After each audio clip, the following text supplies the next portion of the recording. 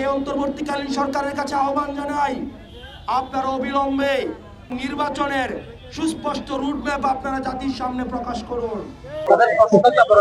Media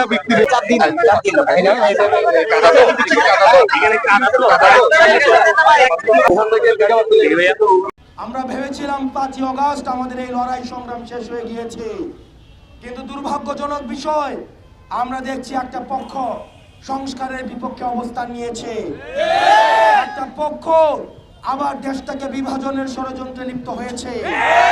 কিন্তু আমাদের দেশবাসীকে ঐক্যবদ্ধ থাকতে হবে, আমাদের ঐক্যবদ্ধভাবে আমাদের এই দেশটাকে সমন্বিতভাবে আমাদের করতে হবে। রাজনৈতিক ছোট ছোট মতপার্থক্যকে জাতীয় স্বার্থে দূরে রেখে আমাদেরকে ঐক্যবদ্ধভাবে আমাদের দেশটাকে করতে হবে।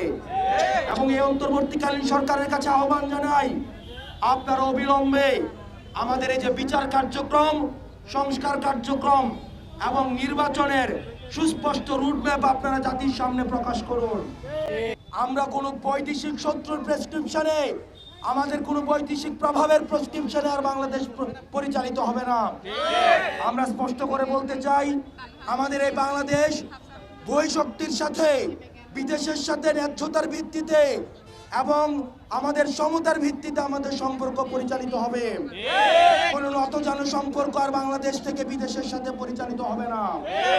যে মৌলিক সংস্কার এবং আমাদের নতুন সংবিধান, গণপরিষদ নির্বাচন সহ আইনসভার নির্বাচন, নানাবিধ এই বিষয়গুলোতে বিচার সংস্কার, আহত এবং শহীদ পরিবারের পুনর্বাসন, এই বিষয়গুলোকে আমরা গতকাল আমাদের প্রধান উপদেষ্টা, অন্তর্বর্তীকালীন সরকারের প্রধান উপদেষ্টার কাছে আমরা জানিয়েছি যে দ্রুততম সময়ের মধ্যে বিচার সংস্কার এবং নির্বাচনের রুটম্যাপ প্রকাশ করা।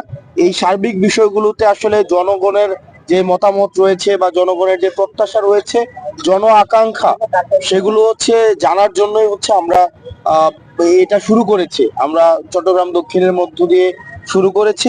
রিসিপ্রোকাল একটা বিষয়, এটা মানুষের আমাদের চিন্তা, আমরা কিভাবে ভাবছি, আমার দল কিভাবে চিন্তা করছে এই সার্বিক বিষয়ে বিচার এবং সংস্কার এবং আগামী নির্বাচন নিয়ে আমরা কি ভাবছি, সেগুলো মানুষকে জানানো, মানুষের চিন্তাগুলো আমরা জানা, যেটার মিথস্ক্রিয়ায় আমরা একটা জনগণের ভাবনাগুলোকেই তো আমরা কর্মসূচির মধ্য দিয়ে একটা রাজনৈতিক দল প্রকাশ করে, আমরা কর্মসূচির মধ্য দিয়ে আমরা প্রকাশ করবো, সেটির জন্য এখানে আসা। হ্যাঁ, বিভেদ বিষয় পলিসির জায়গা থেকে রাজনৈতিক দলের মধ্যে মতপার্থক্য থাকবে, আবার যখন সংকটকালীন সময় আসে তখন সেটা আবার আমাদের এই বিভেদটাই আবার আমরা কাটিয়ে উঠে আবার ঐক্যবদ্ধ হই, এটাই আমাদের জাতীয় চরিত্র।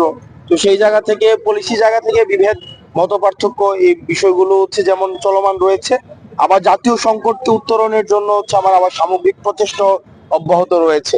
তো যখনই জাতীয় সংকট এসেছে, যখনই দেশি বিদেশি বা অভ্যন্তরীণ দেশ বিরোধী কোনো ধরনের ষড়যন্ত্রের প্রচেষ্টা হয়েছে, আমরা সামগ্রিকভাবেই আমরা গণ অভ্যুত্থানে অংশগ্রহণকারী প্রতিটি দল এবং ফেসিবাদ বিরোধী রাজনৈতিক শক্তি, যারা দীর্ঘদিনের যাদের লড়াই সংগ্রাম রয়েছে, আমরা ঐক্যবদ্ধভাবেই আমরা এই ষড়যন্ত্র, দেশ বিরোধী এবং বাহিরের যে ষড়যন্ত্রগুলো রয়েছে সেগুলো আমরা প্রতিরোধ করছি। আমরা স্পষ্টভাবেই জানিয়েছি যে যে দুইজন উপদেষ্টার কথা তারা বলেছেন, তারা গণ অভ্যুত্থানের প্রতিনিধি হিসেবে তারা এই সরকারের প্রতিনিধিত্ব করছে, তারা কোনো রাজনৈতিক দলের প্রতিনিধি হিসেবে না, এনসিপির প্রতিনিধি হিসেবে তারা এই সরকারে নেই, বরং এই গণ অভ্যুত্থানের সবার প্রতিনিধি হিসেবে তারা এই অন্তর্বর্তীকালীন সরকারের প্রতিনিধিত্ব করছে। তাদেরকে একটা দলীয় পরিচয় করানোর মধ্য দিয়ে তাদেরকে যে ট্যাগ দেওয়ার চেষ্টা করা হচ্ছে, এই বিষয়টিকে আমরা নিন্দা জানিয়েছি। একই সাথে সাথে আমরা এই বিষয়টি বলেছি যে যে ছাত্র দুইজন উপদেষ্টা রয়েছে, তারা গণ অভ্যুত্থানের তারা প্রতিনিধি হিসেবে সেখানে রয়েছে, সুতরাং এই বিষয়টিকে প্রাধান্য দিয়ে তাদের যেন সম্মানহানি না হয় এবং প্রতিনিয়ত যেভাবে তাদেরকে এনসিপির সাথে অ্যালাইন করা হচ্ছে, আমরা সেই বিষয়টি নিন্দা জানিয়েছি।